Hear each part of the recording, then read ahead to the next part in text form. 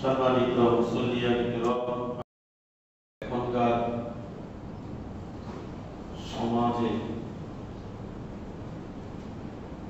যে জিনিসের অনেক বেশি অভাব,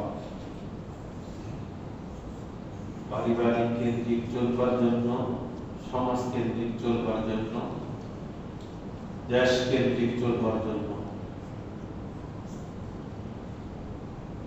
যে জিনিসটার প্রকট ভাবে অভাব, ঠিক সেই বিষয়ের উপরে আমি কোরআন এবং সুন্নাহ মোতাবেক কিছু আলোচনা করবার জন্য চেষ্টা করব।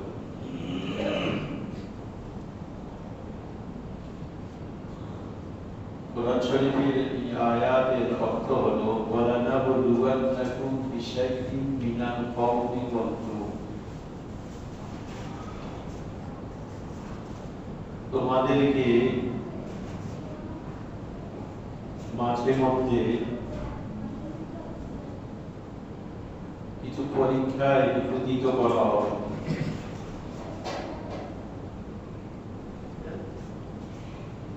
এবং সেই পরীক্ষাগুলা মিনাল খাউফি, ভয়ের পরীক্ষা হবে, ওয়াল জু'i, অভাব অনটনের পরীক্ষা হবে, ওয়া নাকসিন মিনাল আমওয়াল,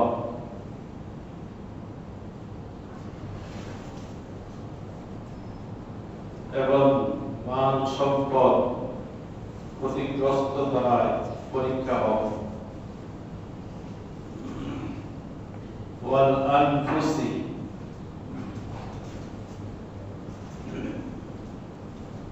এবং মানুষ ক্ষতিগ্রস্ত হবে বিভিন্ন ভাবে, আঘাত দ্বারায়, হত্যা দ্বারায়।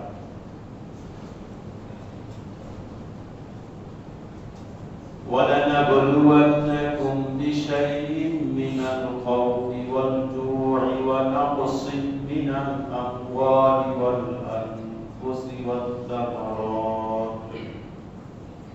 ফসলাদি নোকসানের ক্ষেত্রে তোমাদেরকে পরীক্ষা করা হবে। وَبَشِّرِ الصَّابِرِينَ الَّذِينَ إِذَا أَصَابَتْهُمْ مُصِيبَةٌ। এরপর আল্লাহ পাক বলেন ওয়াবাশশিরিস সাবিরিন, ক্ষুধা, দারিদ্র, মানুষের জানের ক্ষতি, মালের ক্ষতি, এই সব কিছু মানুষের জীবনে আসবে, মুমিনের জিন্দেগিতে আসবে।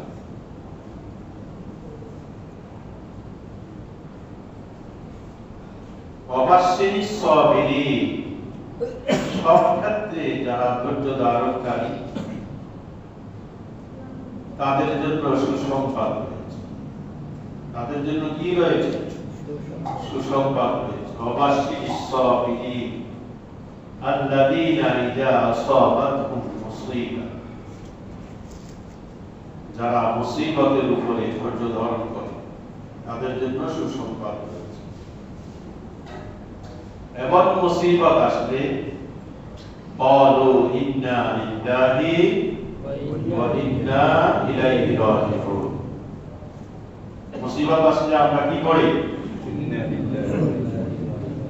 আমরা মনে করি দোয়া, এটা যখন মানুষ মরে যাবে তখন এটা দোয়া, এই দোয়াটা ঠিক না? না, মানুষ মরে গেলেও দোয়া এটা, মানুষ বড় মুসিবতে পড়লেও দোয়া এটা, মানুষ ছোট মুসিবতের মধ্যে পড়লেও কি দোয়া। দোয়াটা কি? ইন্না লিল্লাহি ওয়া ইন্না ইলাইহি রাজিউন। কোরআন শরীফের আয়াত কি? দোয়া বলতে এটা কোরআন শরীফের কি আয়াত।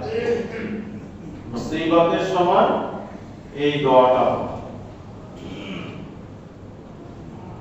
আর যারা এগুলা করবে উলাইকা আলাইহিম সালাওয়াতুম মির রাব্বিহিম ওয়া রাহমা, রবের পক্ষ থেকে তাদের উপরে দয়া আছে। রবের পক্ষ থেকে তাদের উপরে কি আছে? দয়া আছে। দয়া আছে। ওয়া রাহমা ওয়া উলাইকা হুমুল মুহতাদুন, এবং এরাই হেদায়েতের উপরে থাকে। এরাই কিসের উপরে থাকে? হেদায়েতের উপরে থাকে। এই আয়াতের আঙ্গিকে আমি একটা হাদিস দেখলাম। হাদিসটা হলো হযরত সুহাইব রুমি রাদিয়াল্লাহু তাআলা আনহু, ওনার থেকে হাদিসটা বর্ণনা। মুসলিম শরীফে এই হাদিসটুকু এসেছে। সুহাইব রুমি তিনি বলেন, রাসূলুল্লাহ সাল্লাল্লাহু আলাইহি ওয়াসাল্লাম ইরশাদ করেছেন, আজাবা লিল মুমিন,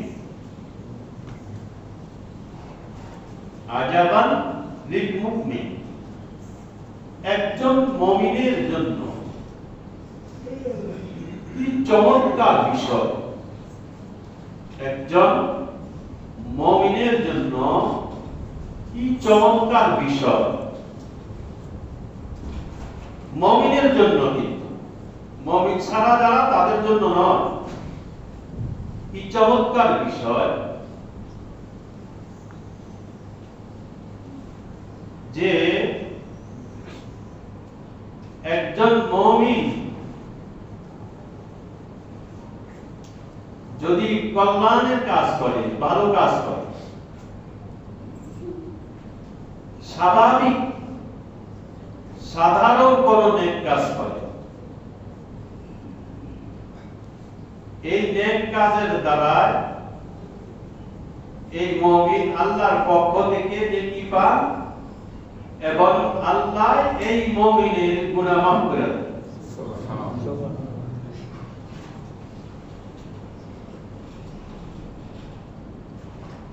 আর একজন মুমিন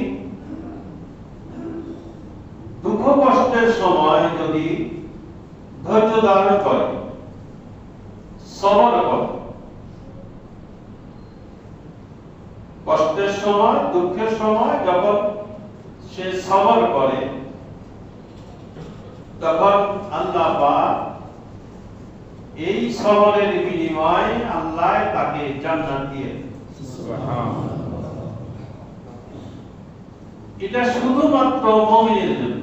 কার জন্য? একজন মুমিনের জন্য। যদি মুমিন না হয়, এই যে আমরা দুনিয়া, একটা মুমিনের জন্য দুনিয়া এবং আখিরাত, দুনিয়ার জিন্দেগিতে দুনিয়ার বিভিন্ন রকমের কর্মকাণ্ড আছে। দুনিয়ার জিন্দেগিতে দুনিয়ার বিভিন্ন রকমের কার্যক্রম আছে। এই দুনিয়াবী কার্যক্রমটা যদি শরীয়ত মোতাবেক হয়, কোরআন সুন্নাহ মোতাবেক হয়, তার এই দুনিয়ার কার্যক্রমটা আখিরাতের জন্য কল্যাণ করবে। আখিরাতের কাজ যেগুলা, আখিরাতমুখী কাজ যেগুলা, সেগুলা তো পরকালে অবশ্যই অবশ্যই কল্যাণ করা হয়। দুনিয়ার যে সমস্ত একটা মানুষ পৃথিবীতে বেঁচে থাকবার জন্য তার যা যা প্রয়োজন, সব প্রয়োজনের কাজগুলা যদি শরীয়ত মোতাবেক হয়, রাসূলুল্লাহ সাল্লাল্লাহু আলাইহি ওয়াসাল্লামের তরিকা আর সুন্নাহ মোতাবেক হয়, তার দুনিয়াবী সব রকমের কাজগুলোও কি হয়ে যায়? আখিরাতমুখী হয়ে যায়, কল্যাণকর হয়ে যায়। যা অন্য কোন মানুষ, মুমিন ছাড়া অন্য কোন মানুষ যদি দুনিয়ার যত ভালো কাজই করুক, দুনিয়ার যত ভালো কাজই করুক, সে ওই ভালো কাজ দ্বারা আল্লাহর পক্ষ থেকে আখিরাতের জন্য কিছুই পায় না। সুবহানাল্লাহ পড়বেন। আল্লাহর পক্ষ থেকে কি কিছুই পায় না, একমাত্র মুমিন পায়। একমাত্র কে পায়? মুমিন পায়। আপনি দেখেন একটা পরিবার, আপনার একটা পরিবার আছে, আমরা এখানে যারা আছি প্রত্যেকের পরিবার আছে। আপনি পরিবারের জন্য খরচ করবেন, সন্তানাদির জন্য খরচ করবেন, স্ত্রীর জন্য খরচ করবেন। আপনি আপনার পরিবারের জন্য বাজারে যাবেন, আপনি বাজার সদাই করবেন, আপনি পরিবারের জন্য অফিসে যাবেন, চাকরি করবেন, চাকরি করবেন, সব কিছু করবেন, ব্যবসা করবেন, বাণিজ্য করবেন, সব কিছু করবেন পরিবারের জন্য। এগুলা যদি নিয়ম মোতাবেক হয়, শরীয়তের পাবন্দির মাধ্যমে যদি এগুলা হয়, তাহলে এগুলা সব আখিরাতমুখী কাজ হয়ে যাবে। ঠিক আপনার মতো যার ঈমান নাই, যে মুমিন না, সে যদি সেও কিন্তু আপনার মতো এই সব কাজ করে, কিন্তু এই সব কাজ দ্বারায় তার কোনো আখিরাতের কোনো ফায়দা নেই। আখিরাতের কোনো কি নাই? ফায়দা নাই, উপকার নাই। এটা একমাত্র মুমিনের জন্য। হাদিস শরীফের মধ্যে রাসূলুল্লাহ সাল্লাল্লাহু আলাইহি ওয়াসাল্লাম ইরশাদ করেছেন, কাউলুল মা'রুফুন সাদাকা। আপনি একটা নেক কথা বলছেন, একটা ভালো কথা বলছেন, আপনি একজন মুমিন, আপনি একটা নেক কাজ করেছেন, একটা নেক কথা বলছেন, একটা ভালো কথা বলছেন, কাউলুল মা'রুফুন সাদাকা, ওইটাও কিন্তু সাদাকা হয়ে যায়। অর্থাৎ একটা লোক দান করলে যে সওয়াব পায়, আপনি একটা ভালো কথা কইলে সেই সওয়াব পেয়ে যাবেন। একটা হাদিস মনে আসলো, রাসূলুল্লাহ সাল্লাল্লাহু আলাইহি ওয়াসাল্লামকে এক সাহাবা এসে জিজ্ঞাসা করলেন, ইয়া রাসূলুল্লাহ, আমরাও তো ইবাদত করি, আবার বড় বড় সাহাবায়ে কেরাম, ধনী সাহাবায়ে কেরাম, তারাও কিন্তু ইবাদত করে। আমরা ইবাদত করি, বড় ধনী ধনী সাহাবায়ে কেরাম যারা, ওনারাও কি করে? ইবাদত করে। কিন্তু এক ক্ষেত্রে তো তারা আমাদের থেকে অনেক অগ্রসর। আল্লাহ রাসূল জিজ্ঞাসা করলেন, কোন ক্ষেত্রে তোমাদের থেকে বেশি অগ্রসর? বলল যে যারা ধনী সাহাবা, তারা তো অনেক দান করে আল্লাহর রাস্তায়। তারা কি করে? আল্লাহর রাস্তায় অনেক দান করে। কিন্তু আমরা তো দান করতে পারি না, আমাদের তো টাকা পয়সা নাই, ধন দৌলত নাই। আল্লাহ রাসূল সাল্লাল্লাহু আলাইহি ওয়াসাল্লাম বললেন, ও আমার সাহাবা, তোমাদের এই আফসোস, তোমরা গরিব, ইবাদত করো, ধনী সাহাবা ইবাদত করে, কিন্তু ধনী সাহাবার মাল আছে, দৌলত আছে, সে আল্লাহর রাস্তায় দান খয়রাত করতে পারে, কিন্তু তোমরা গরিব সাহাবা হওয়ার কারণে মান নাই, আল্লাহর রাস্তায় দান খয়রাত করতে পারো না। তোমরা কি আলহামদুলিল্লাহ শিখো নাই? তোমরা কি সুবহানাল্লাহ শিখো নাই? তোমরা কি আল্লাহু আকবার শিখো নাই? ও আমার গরিব সাহাবারা, তোমাদেরকে আমি বলতেছি, ওই ধনী সাহাবারা ওরা দান কইরা যে পরিমাণ সওয়াব অর্জন করতে পারে, তুমি গরিব সাহাবী হইয়া সুবহানাল্লাহ, আলহামদুলিল্লাহ, লা ইলাহা ইল্লাল্লাহ, আল্লাহু আকবার হইয়া ওই দানের সওয়াব তুমি অর্জন করতে পারবে।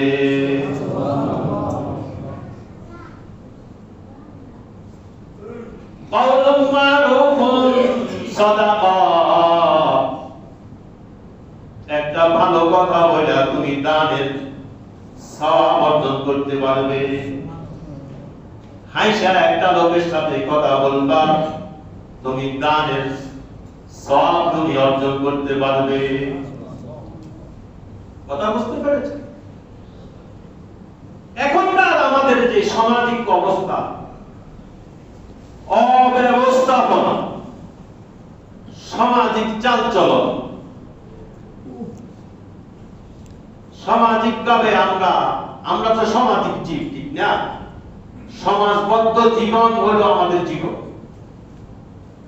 সমাজ ছাড়া জীবন নাই। সমাজ ছাড়া জীবন আছে? সমাজ ছাড়া জীবন নাই। সমাজ ছাড়া যে থাকে, যে সমাজ ছাড়া চলে, ওটা ব্যর্থ জীবন। ওটা কি? ব্যর্থ জীবন। সামাজিক ভাবে চলার জন্য একে অপরের সাথে এই কম্পার্টমেন্টের ভিতরে আমরা কত পরিবার বসবাস।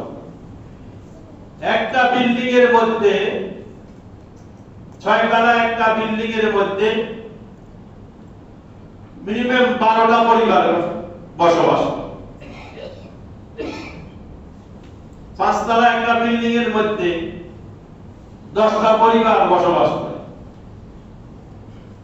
এখানে আবার সাবলেট আছে।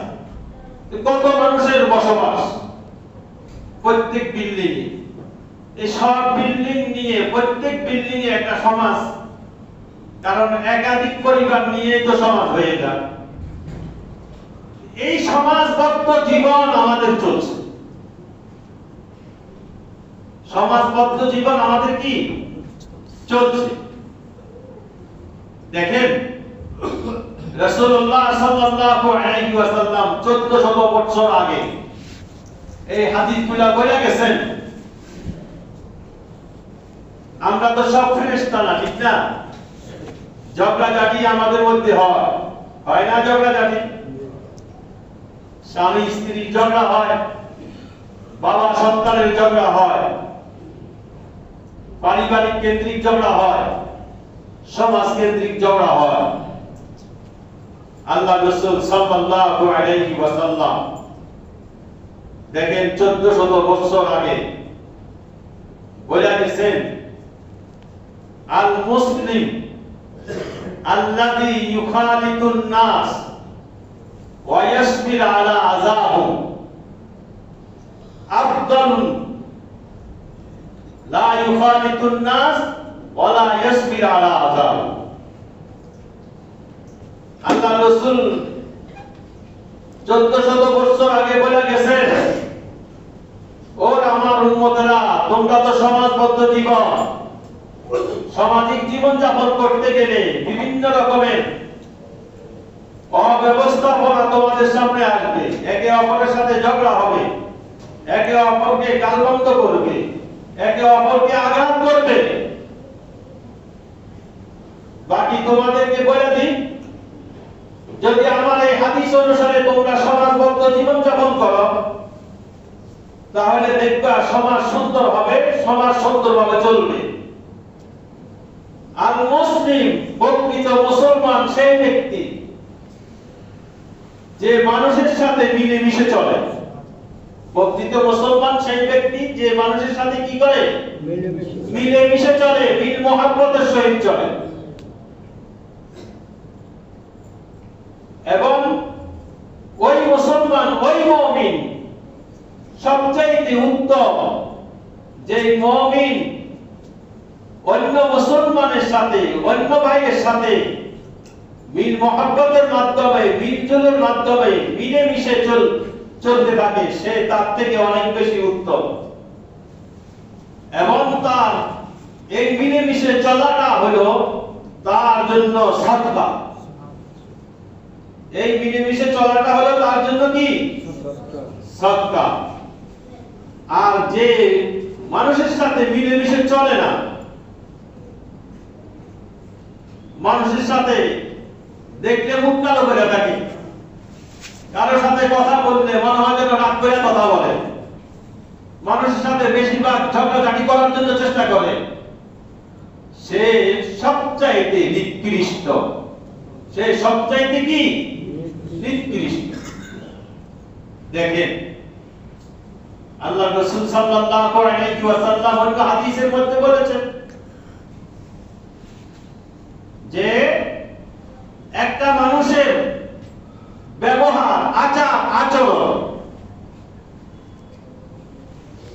এবং যে সুন্দরভাবে ব্যবহার করে, আচার আচরণ করে, আপনি দেখবেন সমাজের মধ্যে সব মানুষ কিন্তু বহুত লোক আছে। আর আল্লাহ রাসূলের হাদিস তো এটাই আছে, একজন মুসলমান আরেকজন মুসলমানের সাথে, এক ভাই আরেক ভাইয়ের সাথে দেখা হইলে হেসে কথা বলা। হাসা মানে কি খুব জোরে অট্ট হাসি দিতে হবে এমন না, আপনি মুখ কালো রাখবেন না, মুস্কি হেসে দিয়ে তার সাথে আপনি কথোপকথন করবেন। ওইটা কাউলুল মারুফুন সাদাকা। কাউলুল মারুফুন কি? সাদাকা, অর্থাৎ দানের সওয়াব আপনি পেয়ে যাবেন।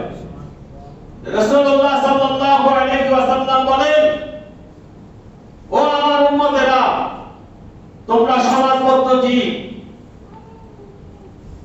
তোমরা একে অপরের সাথে যদি সুন্দর ব্যবহার করো, সুন্দর আচার আচরণ করো, এই সুন্দর আচার আচরণ আর সুন্দর ব্যবহারের কারণে এক এলোটি আরেক এলোটির সাথে যদি সুন্দর আচার আচরণ করে, সুন্দর ব্যবহার করে, আর এই সুন্দর আচার আচরণ ব্যবহার করে সবকিছু চলে আসবে। সবকিছু কি চলে আসবে? আল্লাহ রাসূল বলেন,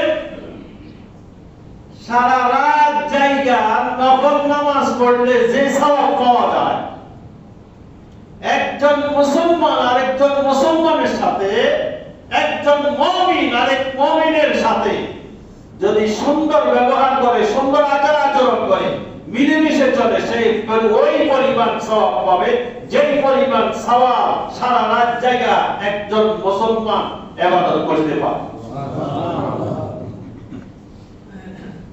একজন মুমিন আর একজন মুসলমান সারাদিন রোজা রাখা, নফল রোজা রাখা যে পরিমাণ সওয়াব পায়, একজন মুমিন আরেক মুমিনের সাথে, একজন মুসলমান আরেক মুসলমানের সাথে যদি সুন্দর ব্যবহার করে, সুন্দর আচার আচরণ করে, টপ লেভেল থেকে নিয়ে নিম্ন লেভেল পর্যন্ত প্রত্যেকের সাথে এই সুন্দর আচার আচরণের দ্বারা, সুন্দর ব্যবহারের দ্বারা কি পায় জানেন? সারাদিন রোজা রাখা যেই পরিমাণ সওয়াব একজন মুমিন অর্জন করতে পারে, আপনার সুন্দর আচার আচরণের দ্বারা সেই পরিমাণ সওয়াব অর্জন করতে পারে। দারাজাতা কাইমিল লাইলি ওয়া সাইমিন নাম, একদম সহিহ হাদিস। তো ভাই দোস্ত বুজুর্গ, আমার আলোচনা এখানেই শেষ, এখানেই শেষ। আমরা যে লেভেলেই থাকি না কেন, যে কোনো পর্যায়ে থাকি না কেন, আমাদের দাঙ্গা হাঙ্গামা ঝগড়াঝাটি বক্তব্যতা যত কিছু আছে, এই সব কিছু ধূলিসাৎ হয়ে যায় ওই 1400 বছর আগে রাসূলুল্লাহ সাল্লাল্লাহু আলাইহি ওয়াসাল্লাম যে বাণীগুলো আমাদের জন্য রেখে গেছেন, ওই বাণীগুলো যদি আমরা অনুসরণ করি, আল্লাহ পাক আমাদের সকলকে তৌফিক দান করুন। আল্লাহ পাক আমাদেরকে সহিহ বুঝ দান করুন। আমাদেরকে, আমাদের জাতিকে, মুসলিম জাতিকে, দেশ, জনগণ সবকে আল্লাহ পাক আমাদেরকে রাসূলুল্লাহ সাল্লাল্লাহু আলাইহি ওয়াসাল্লাম যে সমাজ ব্যবস্থাপনা রাখা গেছে,